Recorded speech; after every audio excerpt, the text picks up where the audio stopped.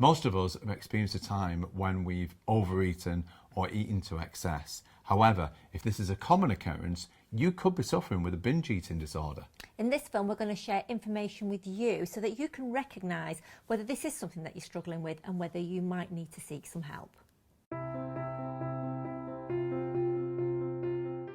It's estimated that 2% of the people in the world suffer with a binge eating disorder. We think that's probably actually more because just by the nature of a binge eating disorder, it's something that most people do behind closed doors. It's something that they feel incredibly guilty, ashamed and embarrassed about. And therefore, the likelihood is that a lot more people than what's actually believed to suffers with this condition.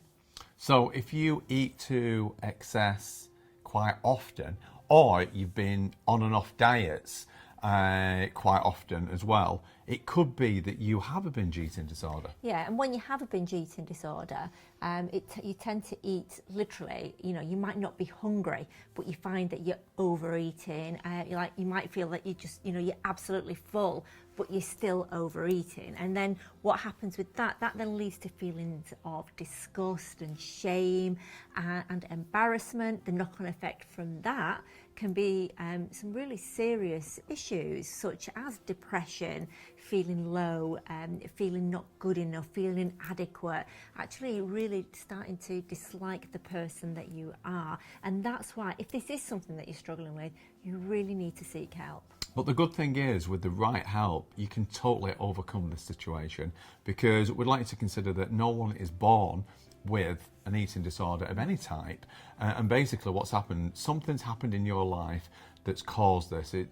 Quite often it's a trauma, but it could be any situation that's caused this and caused you to turn to food to get a sort of a feeling that you're to help the situation that you have. So essentially it's a symptom. Yeah.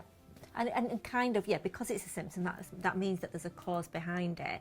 And like Nick said, there could be a whole host of reasons. And we are going to cover that actually in a film very soon. So be sure to hit the subscribe button. But it's some form of self-medication. And that's why we really don't want you to feel bad about yourself.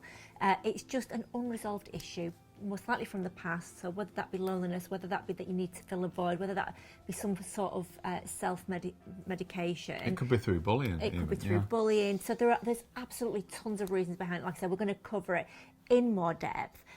But do seek therapy. A great thing to do is to write a timeline. Again, we've got a film about that here on our YouTube channel, because the great thing about a timeline is that it can actually highlight to you possible triggers, possible causes of your binge eating disorder that you hadn't even put the two and two together. And taking a timeline to a therapist is a great thing.